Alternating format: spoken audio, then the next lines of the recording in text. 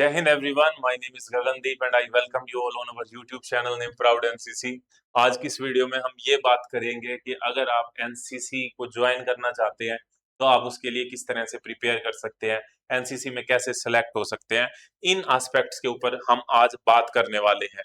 तो अगर आप एनसीसी ज्वाइन करना चाहते हैं तो इसका जो सिलेक्शन प्रोसेस होता है वो 3 पार्ट्स के अंदर डिस्ट्रीब्यूटेड होता है, जिसमें आपका सबसे पहले होता है फिजिकल टेस्ट, उसके बाद में आपका होता है रिटन का एग्जाम और फिर आपका होता है इंटरव्यू।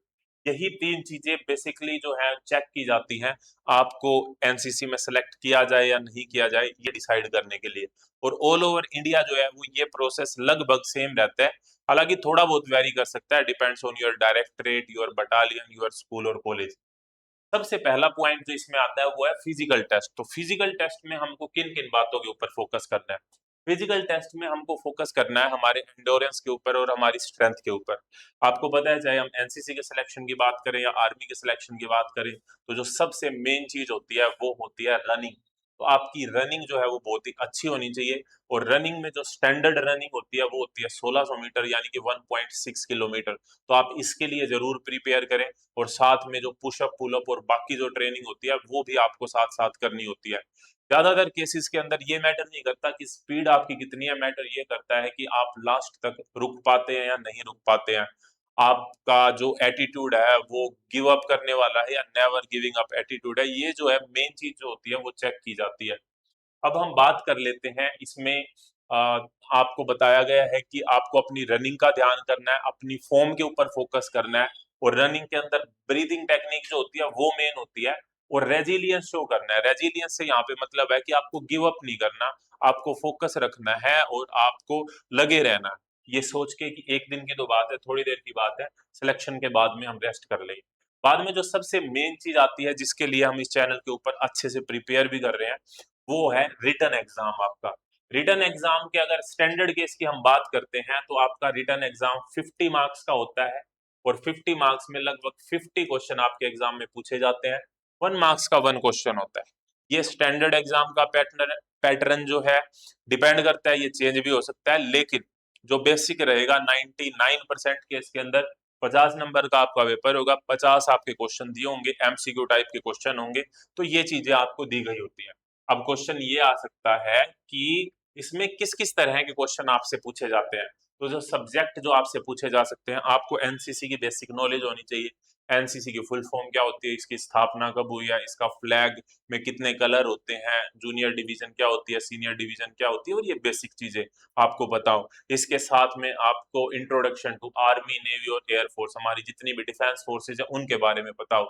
आपको बेसिक आइडिया हो करंट अफेयर का कि इस समय पर हमारे आर्मी के चीफ कौन है, naval chief, air chief, Bharat के प्रधानमंत्री, राष्ट्रपति, रक्षा मंत्री, गृह मंत्री कौन है, इन बातों का आपको पता होना चाहिए। इनसे क्वेश्चन आ जाते हैं। और बाकी जो है स्टैंडर्ड जीके के क्वेश्चन है। अगर आप एयर विंग या फिर नवल विंग के लिए ट्राई कर रहे हैं तो वहां पे आपके साइंस के ऊपर ज्यादा फोकस किया जाता है। जैसे एयर विंग में अगर हम बात करें तो फिजिक्स के ऊपर ज्यादा फोकस किया जाता है।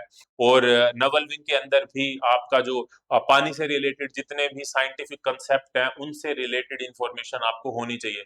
तो वहां पे साइंस के ऊपर पर्टिकुलर फोकस किया जाता है। लेकिन अगर आप आर्मी विंग के लिए प्रिपेयर कर रहे हैं तो वहां पे इतना ज्यादा फोकस नहीं किया जाता साइंस पे। वहां पे ओवरऑल जो जीके होती है जिसमें जनरल साइंस भी इंक्लूडेड होती है कुछ पार्ट, उस पे फोकस किया जाता है। तो ये जो है आपके सब्जेक्ट होते हैं जो आपको प्रिपेयर करने होते हैं जब आप रिटन एग्जाम के लिए प्रिपेयर करेंगे। तो मैंने आपको बताया कि इसमें सब्जेक्ट कौन कौन से हो सकते हैं। इंट्रोडक्शन, एनसीसी और आर्म्ड फोर्सेज हो सकते हैं, जीके और करंट अफेयर हो सकते हैं, रीजनल और रीजनिंग वगैरह के भी क्वेश्चन कई बार बन जाते हैं, और लीडरशिप के क्वेश्चन भी आपके एग्जाम में इससे पूछे जा सकते हैं। अब आपके दिमाग में एक क्वेश्चन आ सकता है कि हम कैसे प्रिपेयर करें।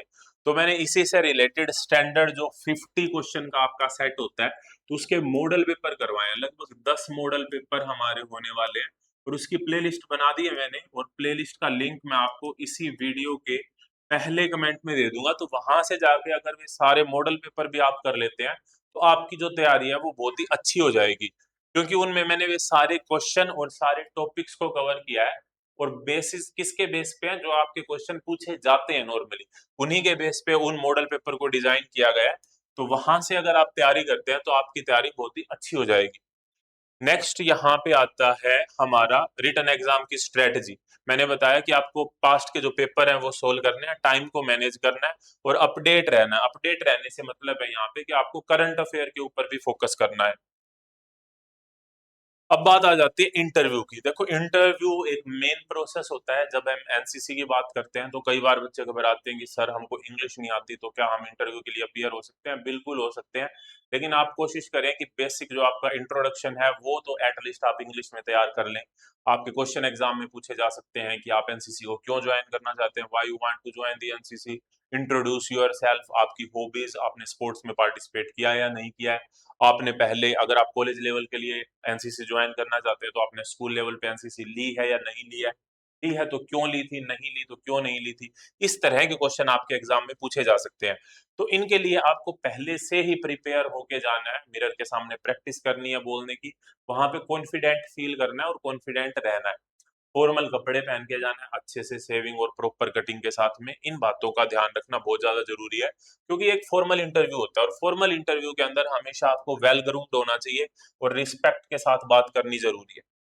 क्वेश्चन अगर आप देखें तो सबसे पहला क्वेश्चन जो आपसे बन सकता है वो यही है कि आप एनसीसी को क्यों ज्वाइन करना चाहते हैं, आप कोई स्पोर्ट्स खेलते हैं या नहीं खेलते हैं, क्या आपकी जो ट्रेनिंग होगी वो अच्छे वाली ट्रेनिंग होने वाली है, क्या आप उस ट्रेनिंग के लिए रेडी हैं, और अपना जो सेल्फ इंट्रोडक्शन है वो आपको अच्छे से देना आना चाहिए। तो ये जो है, और जो माइंड सेट है अगर आप एनसीसी ज्वाइन करना चाहते हैं तो वो है डिसिप्लिन। क्या आप डिसिप्लिन है या नहीं है? तो अगर आप में ये क्वालिटी है और इस तरीके से आप प्रिपेयर करते हैं तो डेफिनेटली जो आप है एनसीसी को ज्वाइन करना कर सकते हैं। और एनसीसी ज्वाइन करने में जो सबसे मेन रोल प्ले करेगा वो करेगा आपका एंट्रेंस एग्जाम। और एंट्रेंस एग्जाम की तैयारी होगी आपकी प्लेलिस्ट से, जिसका लिंक आपको मिलेगा पहले कमेंट में। तो इस वीडियो के अंदर इतना ही। आपका कोई भी डाउट अभी भी अगर रह गया हो तो वो आप कमेंट बॉक्स में पूछ सकते हैं। आज के लिए इतना ही। Thank you very much. जय हिंद।